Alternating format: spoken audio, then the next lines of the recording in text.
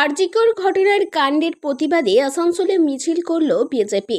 মঙ্গলবার বিকেলে বিজেপির আসানসোল সাংগঠনিক জেলার নেতৃত্বে প্রতিবাদ মিছিল করা হয়। এই মিছিলে উপস্থিত ছিলেন আসানসোল দক্ষিণের বিজেপি বিধায়িকা অগ্নিমিত্র পল, বিজেপির আসানসোল জেলা সভাপতি বাপ্পা চ্যাটার্জি সহ বিজেপির অন্যান্য নেতৃত্বরা। এদিন আসানসোল কর্পোরেশন মোড়ের থেকে আসানসোল হাটন রোড পর্যন্ত হয় এই মিছিলটি। মিছিল শেষে মুখ্যমন্ত্রী মমতা বন্দ্যোপাধ্যায়ের পুষ্পতলিকা দাহ করা হয় এবং হাটন রোড মোড়ে রাস্তার ওপর বসে বিক্ষোভ দেখায় বিজেপি নেতৃত্ব, কর্মী সমর্থকেরা। একই সাথে উপস্থিত ছিলেন এই দিন অগ্নিমিত্র পালও।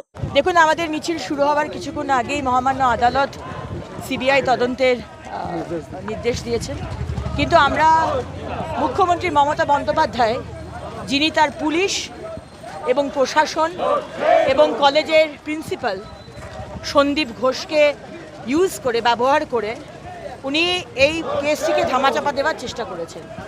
এর আগেও উনি করেছেন, এটা প্রথমবার নয়।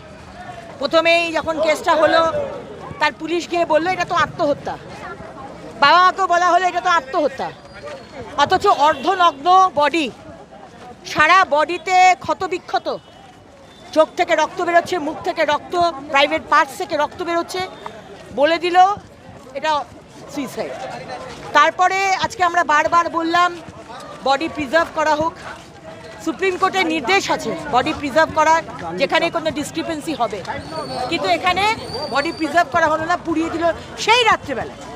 সুতরাং এরা অনেক চেষ্টা করেছে যাতে এই কেসটাকে ঘুরিয়ে দেওয়া যায়, কারণ এখানে যে সিভিক পুলিশকে ধরা হয়েছে আমার মনে হয় এটা আইওয়াশ, এর মধ্যে অনেক বড় বড় মাথারা জড়িত আছে।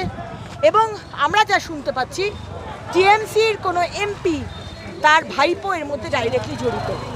এখানে সেক্স র্যাকেটের ব্যাপার আছে, এখানে ড্রাগ অ্যাবিউসের ব্যাপার আছে, ড্রাগ র্যাকেটের ব্যাপার আছে, এবং এই মেয়েটি জেনে গেছিল বলে তাকে সাইলেন্স করে দেওয়া হয়েছে। সুতরাং আমাদের দৃঢ় বিশ্বাস আমরা বিচার পাবো, কিন্তু মুখ্যমন্ত্রী যদি সামান্যতম লজ্জা থাকে, Mamata Banerjee you step down, আপনি রিজাইন করুন, পদত্যাগ করুন।